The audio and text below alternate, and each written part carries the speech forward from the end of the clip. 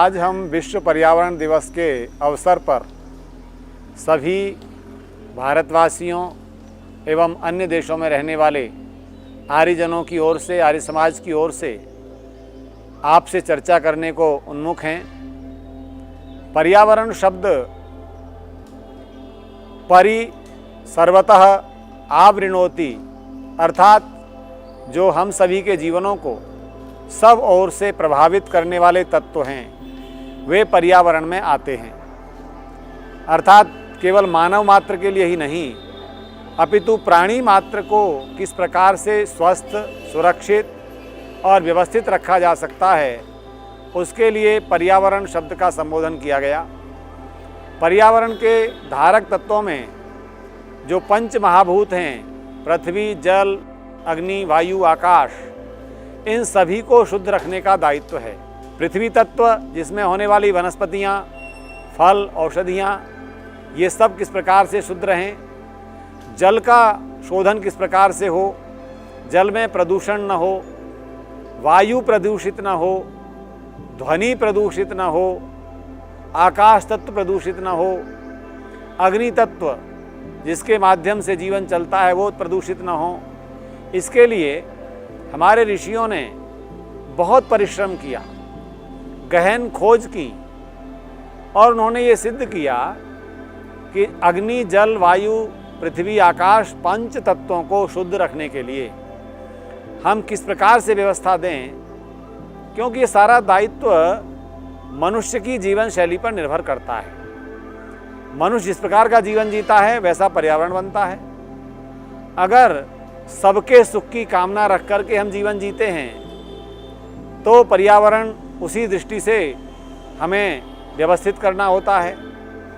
जब तक मनुष्य मात्र अपने सुख के साथ साथ सबके सुख की भावना रख करके जीवन जीता रहा, प्राणी मात्र को सुरक्षित रखने की भावना से जीवन जीता रहा और इन तत्वों को वृक्षों में आत्मा मानकर उनको भी सुरक्षित रखने की भावना से जीता रहा, तो पर्यावरण शुद्ध रहा। और उसके लिए ऋषियों ने विधान किया। हम एक एक मंत्र को छोटा सा रूप देख लें। जब यज्ञ करने बैठता है व्यक्ति तो प्रार्थना करता है, ओम शं नो वातः पवतां शन्नस्तपतु सूर्यः। कहता है कि जो वायु प्रवाहित हो रही है ये हम सबका कल्याण करने वाली हो। ये जो सूर्य हमें अपनी रश्मियों के माध्यम से, किरणों के माध्यम से जीवनी शक्ति प्रदान कर रहा है, ये शुद्ध रहे। जिस जल का पान हम करते हैं, आपः आपनोति व्यापनोति यत् जगत सर्वम, जो समस्त जगत में व्याप्त होने वाला जल है वो शुद्ध रहे, तो उस जल के माध्यम से होने वाली वनस्पतियां शुद्ध रहेंगी। उन वनस्पतियों का सेवन करने वाले प्राणी स्वस्थ रहेंगे, उन वनस्पतियों का सेवन करने वाला मनुष्य स्वस्थ रहेगा। आप सोचिए कि हम बाह्य पक्ष पर केवल पर्यावरण की आज बात कर रहे हैं और हम ये नहीं सोच रहे कि वह पर्यावरण बनाने वाला जो मुख्य रूप से प्राकृतिक जो हमारी शक्तियां हैं, उनका सदुपयोग ही पर्यावरण के शोधन का माध्यम है। उनका किस प्रकार से सदुपयोग हो सकता है, इसके लिए व्यक्तिगत जीवन में, पारिवारिक जीवन में और सामाजिक और राष्ट्रीय जीवन में सभी व्यक्तियों को, अंतिम व्यक्ति तक को ध्यान रखना है कि जीवन शैली ऐसी अपनाई जाए जो पर्यावरण सुरक्षित रहे और स्वस्थ रहे, शुद्ध रहे। अब आप सोचिए, हमारे ऋषियों ने कितनी गहराई तक सोचा कि मनुष्य का जो शरीर है, इस शरीर का एक बाह्य शरीर है, स्थूल शरीर कहते हैं, दूसरा सूक्ष्म शरीर है जिसमें मन, बुद्धि, चित्त, अहंकार आदि तत्व आते हैं, और तीसरा है कारण शरीर जिसमें आत्म तत्व आता है। इन तीन शरीरों के शोधन के लिए संस्कृत के विचारकों ने, चिंतकों ने छोटे छोटे उद्बोधन दिए। अद्भिर गात्राणि शुद्ध्यन्ति, जैसे मनुष्य का शरीर जल से शुद्ध हो जाता है। मनः सत्येन शुद्ध्यति, मन सत्य के वचन से, सत्य बोलने से, चिंतन से शुद्ध होता है। विद्या तपोभ्याम भूतात्मा, विद्या और तप से आत्मा पवित्र होता है। बुद्धिर ज्ञानेन शुद्ध्यति, बुद्धि का शोधन ज्ञान से, स्वाध्याय से होता है। आप कहेंगे कि इसका पर्यावरण से क्या संबंध है? इसका पर्यावरण से बहुत महत्वपूर्ण संबंध है, क्योंकि जल का सेवन करने वाला मनुष्य, वायु का सेवन करने वाला मनुष्य, वनस्पति में दिए गए वनस्पतियों प्रकृति के तत्वों का सेवन करने वाला मनुष्य, यदि उस मनुष्य के आत्म तत्व में सर्व कल्याण निहित है, प्राणी मात्र का निहित है, प्रत्येक क्रिया से पहले वह सोचता है कि मेरे सुख प्राप्त करने में क्या किसी वनस्पति का अतिरिक्त दोहन हो रहा है, क्या जल का अतिरिक्त दोहन हो रहा है। हमारे यहाँ जीवन में जो तप शब्द का प्रयोग किया, महर्षि पतंजलि ने तो यहाँ तक कह दिया, तपस स्वाध्याय ईश्वर प्रणिधानानि क्रिया योग। जिस योग को हम समाधि के लिए प्रयोग कर रहे हैं उसको क्रिया योग किस रूप में कहेंगे? तो क्रिया योग में पहला तत्व दिया तप। तप का अर्थ है द्वंद्व सहनम तपः। जितने जितने द्वंद्वों का, सर्दी गर्मी का, सुख दुख का, हानि लाभ का सहन हम कर सकते हैं, उतना सहन करने की प्रवृत्ति मनुष्य में आना। जब वृक्षों के नीचे जीवन चलता था, वृक्षों से मिलने वाला ऑक्सीजन, उनसे मिलने वाली शुद्ध हवा, उससे भी तो गर्मी को हम शमन करते थे। गांव की हर चौपाल पर 10-20 बड़े बड़े वृक्ष होते थे, उनके नीचे चारपाई लेकर के लोग बैठे होते थे। पास में जल के कुएं से जल आ रहा होता था। खुले कुएं में जो जल था उसको बाल्टी से खींचकर व्यक्ति पीने में कोई संकोच नहीं करता था, क्योंकि उसे पता था ये शुद्ध जल है, धरती माँ से दिया हुआ जल है। लेकिन आज हम उसी प्रकार का जल जब हर क्षेत्र से निकालने लगते हैं, तो मनुष्य ने अपनी सुविधाओं के लिए जिन साधनों का आविष्कार किया, उन साधनों की अतिरेक प्रयोग, वह पूरे दिन एसी में बैठा रहना चाहता है। एयर कंडीशनर जब उसका चलता है तो किस प्रकार की वायु को खींचता है, और जो गर्मी फेंक रहा है उसका आउटर यूनिट, एक व्यक्ति को मिलने वाली शीतलता पूरे वातावरण में उष्णता पैदा कर रही है। इसका क्या विकल्प हो सकता है, ये कभी हमने चिंतन नहीं किया। इसी प्रकार से एक पदार्थ, पेय पदार्थ को बनाने के लिए 1-250 ml का जो हमारी बोतल बन रही है, उसमें कितने लीटर पानी बर्बाद हुआ उसको बनाने में। यदि ये चिंतन किया होता तो घड़े में रखा हुआ शीतल जल संभवतः उसको जीवनी शक्ति देता, मिट्टी के मिलने वाले तत्व उसको स्वस्थ रखते। लेकिन उसके स्थान पर उसने इतने ऐसे पेय पदार्थों का आविष्कार कर लिया जो जलीय तत्व का दुरुपयोग कर रहे हैं। और जहाँ इन शीतल पेयों की फैक्ट्रीज लगी हुई हैं, उनके बाहर जो यूज़ करते हुए जल जा रहा है, आसपास की उर्वरा शक्ति को नष्ट कर रहा है। तो वेद कहता है कि प्रकृति हमारी जीवन दायिनी है, वृक्ष हमें जीवन देने वाले हैं। और केवल इतना नहीं कहा, ये कहा वृक्षों में भी जीवात्मा हैं, ये फीलिंग्स करते हैं, ये सुख दुख का अनुभव करते हैं। तो हम वृक्षों का संरक्षण करने वाले जो भारतीय संस्कृति थी, आज वो वृक्षों को काट काट करके, वनों को नष्ट करके जब अपनी सुख सुविधाओं में लगी हुई है और ये सोचती है कि शायद हमें सुख इनसे मिलेगा, उनसे सुख जितना मिलता है उसका अनेक प्रतिशत, मैं कहता हूँ कई गुना प्रकृति का दोहन होता है। मेरा कहने का अभिप्राय, आप ये सोच रहे होंगे क्या मैं कहना चाहता हूँ सब सुख सुविधाओं को बंद कर दिया जाए? इन सुख सुविधाओं को मर्यादा में प्रयोग किया जाए। एक घर में रहने वाले 4 सदस्य यदि एक वातानुकूलित के पास 2-4 घंटे की तीव्र गर्मी में केवल बैठें, तो उससे एक आपने मर्यादा में उस सुख का भोग किया। लेकिन वही एक घर में रहने वाले 4 व्यक्तियों के कमरे अलग अलग हैं, हर कमरे में अलग अलग वातानुकूलित एसी का प्रयोग हो रहा है और वो 24 घंटे चल रहा है। तो आप सोचिए कितना प्रतिशत हमने इस प्रकृति से जो लेना था वो कितना अधिक लिया, और साथ में पर्यावरण का दूषण प्रदान किया। जल का सेवन, मैं कह रहा था कि आप अपने स्नान से लेकर दैनंदिन क्रियाओं को देखें। आज पूरा विश्व इस बात से परेशान है कि कितने सारे शहर पेयजल से रहित होते जा रहे हैं।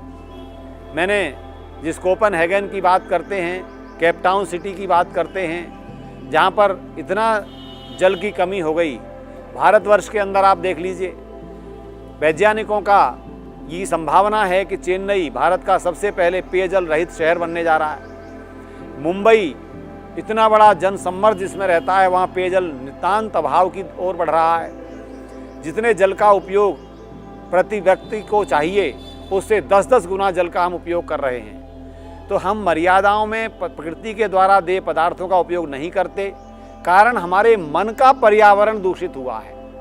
हमारे मन के पर्यावरण में मुझे मिलने वाले सुख केवल काउंट होते हैं, उसके परिणाम में कितनी प्रजातियां पशु पक्षियों की नष्ट होती जा रही हैं उस पर हमारा चिंतन नहीं। जब हम ये बोलते हैं सर्वे भवन्तु सुखिनः सर्वे सन्तु निरामया, तो वहाँ अभिप्राय केवल मनुष्य मात्र से नहीं है बंधुओं, वहाँ अभिप्राय प्राणी मात्र से है। मेरी क्रियाओं से सब प्राणी सुखी हों।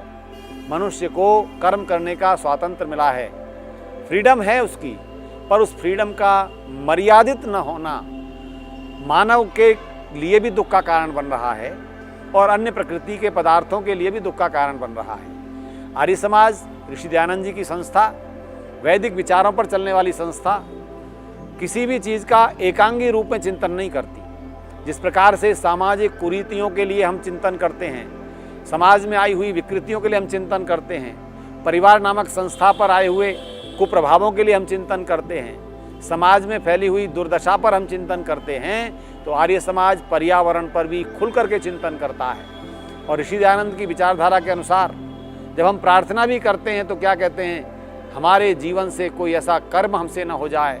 हम चिंतन करते हैं कि हमारे व्यवहार में कोई ऐसा दोष ना आ जाए जिससे किसी भी प्राणी को कष्ट हो, पीड़ा हो, हमारा जीवन मर्यादित होने लग जाए। ये पर्यावरण नियंत्रण करने के साधन हैं। वेद में अनेक मंत्रों में सरिताओं को सुरक्षित रखने के संदेश हैं। जब हमारी नदियाँ मर्यादा में प्रवाहित होती हैं, हमारी नदियों में शुद्ध जल प्रवाहित होता है, हम अपनी अशुचि, अपवित्रता, गंदगी नगरों की उसमें नहीं डालते। आज सरकार ने नमामि गंगे कार्यक्रम चलाया, उसमें बहुत बड़ा बजट देकर के संस्थाओं को जागृत करने का कार्य किया, परंतु हम गंगा जैसी पवित्र नदियों को अपने नगर की गंदगी उसमें प्रवाहित करके दूषित कर रहे हैं। जो जल गंगोत्री से चलता है और गंगा सागर तक पहुंचता है, उसमें कितने स्थानों पर मनुष्य ने अपनी सुविधा के अनुसार, अपनी सुविधा के लिए उस गंगा को पवित्र किया है। तो हम गंगा को माँ मानते हैं, प्रत्येक नदी को माँ मानते हैं, नदियों के प्रवाह बाधा रहित रहें ऐसा संदेश वेद मंत्र देते हैं, वायु बाधा रहित प्रवाहित हो ऐसा संदेश वेद मंत्र देते हैं, सूर्य की किरणें निर्बाध रूप से पृथ्वी तक पहुँचें और वो हमारी फसलों को, हमारे प्रकृति की वनस्पतियों को अंकुरित करने में सहायक हों। और इसके साथ साथ एक बड़ा पर्यावरण है जो वातावरण, आकाश तत्व है। आज आकाश तत्व के पर्यावरण पर किसी का चिंतन नहीं है। जो स्पेस है उसका गुण है शब्द, और हमारे कान का जो विषय है वो शब्द है, इंद्रिय का, कर्णेंद्रिय का। शब्द किस प्रकार के मनुष्य के अंदर प्रविष्ट हो रहे हैं। हम केवल मनोरंजन के लिए कितनी तेज तेज ध्वनियों को हम प्रवाहित कर रहे हैं, ध्वनि संचार कर रहे हैं, उससे पर्यावरण पर कितना को प्रभाव पड़ रहा है। मैं समझता हूँ अनेक प्रजातियाँ तो तेज ध्वनियों के कारण नष्ट हो गई। अनेक प्रजातियाँ जो सैटेलाइट बहुत ज़्यादा हमारी स्थापित की गई, हमारे जीवन में उपयोग होने वाले मोबाइल आदि, इंटरनेट आदि, इनको भी अमर्यादित होकर के प्रयोग किया जा रहा है। तो इसका परिणाम क्या हो रहा है, आकाश प्रदूषित हो रहा है। ये ऋषियों ने कहा कि पंच महायज्ञों के माध्यम से पर्यावरण को शुद्ध कर सकते हैं। आत्मिक पर्यावरण के शोधन के लिए ब्रह्मयज्ञ, आसंध्या, स्वाध्याय, चिंतन, हमारे मन के पर्यावरण के लिए देव यज्ञ करते हुए, आहुतियाँ देते हुए कि हम ये चिंतन करें, इदम अग्नये इदम नमः, इदम सोमाय इदम नमः। हम अग्नि तत्व का चिंतन कर रहे हैं, सोम तत्व का चिंतन कर रहे हैं, प्रजापति का चिंतन कर रहे हैं, इंद्र का चिंतन कर रहे हैं, वरुण का चिंतन कर रहे हैं। तो ये सब क्या हैं, ये मानसिक पर्यावरण के शोधन के उपाय हैं। इसी प्रकार से इस देव यज्ञ के माध्यम से मानसिक पर्यावरण और पितृयज्ञ के माध्यम से पारिवारिक पर्यावरण के शोधन का कार्य चल रहा है।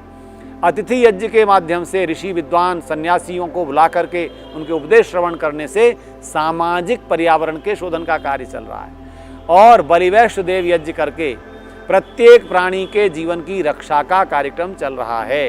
बंधुओं, आर्य समाज जो संस्था है जिसमें महर्षि दयानंद सरस्वती जी ने यज्ञों को व्यवस्थित करके पंच महायज्ञ नाम दिया।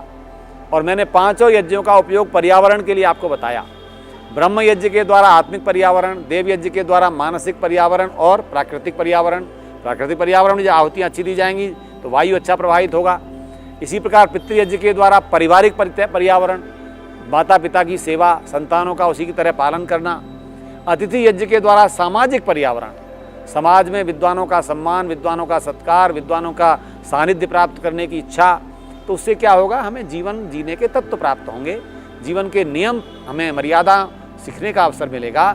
और बलिवैष्णदेव यज्ञ करके हम कुत्ते के लिए भोजन निकाल रहे हैं, गाय के लिए निकाल रहे हैं और आहुतियाँ देकर कह रहे हैं कोई भी प्राणी भूखा न रह सके, उसको भोजन भी मिले, उसको जीवन मिले, वायु अच्छी मिले, किसी भी दूषित वायु के द्वारा वो पशु पक्षी नष्ट ना हो।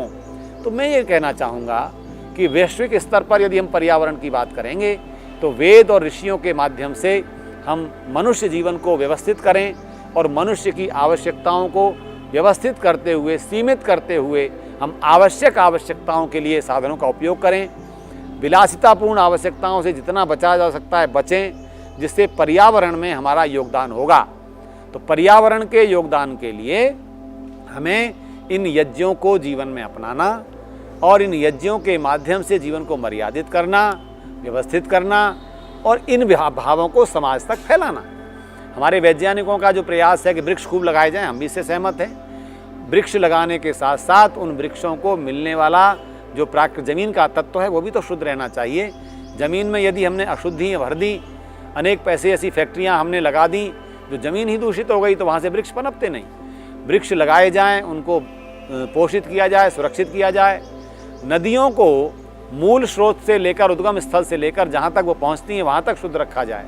इसी प्रकार से वायुमंडल को शुद्ध रखने के लिए देव यज्ञ घर घर में हो। ऋषियों ने कहा जितनी अशुद्धि एक व्यक्ति अपने प्रतिदिन की दिनचर्या में करता है, उतना उसके अनुपात में शोधन के लिए उसे देव यज्ञ करना चाहिए। तो देव यज्ञ के द्वारा समाज को हम पर्यावरण शुद्धि का संदेश दें। पर्यावरण शोधन के उपायों में प्रकृति में जल, वायु, अग्नि सब कुछ शुद्ध होगा इससे। और वेद मंत्रों के उच्चारण से आकाश तत्व शुद्ध होगा। जो स्पेस है उसमें अच्छे मंत्र, अच्छे भाव उच्चारित किए जाएंगे। अनावश्यक ध्वनियाँ, तीव्र ध्वनियाँ नहीं बहलाई जाएंगी, तो आकाश तत्व भी शुद्ध होगा। तो आज इन सब चीज़ों पर चिंतन करें और हम विश्व पर्यावरण दिवस में अपना योगदान दे सकें, संकल्प ले सकें कि आज से कम कुछ ऐसी चीज़ों को हम कम करेंगे जिनके माध्यम से पर्यावरण दूषित होता है। पर्यावरण को शुद्ध करने में अपना योगदान देंगे तो वैदिक पर्यावरण, हमारा सत्य सनातन वैदिक धर्म का सिद्धांत, आर्य समाज के माध्यम से, वेदों के माध्यम से जिस प्रकार से हम संयमित हो सकते हैं वो मैंने आपसे बातचीत की है। प्रभु हम सबको सबके कल्याण की भावना के लिए जीने की प्रेरणा दे सकें और हम अपने जीवन में स्वकल्याण और सर्व कल्याण की भावना को ला सकें, तभी पर्यावरण शुद्ध होगा और शुद्ध पर्यावरण ही हमारा जीवनदायक होगा, जीवन को आधार धारण करने वाला होगा और सभी के जीवन के लिए कल्याणकारी होगा। धन्यवाद। ओम शांति।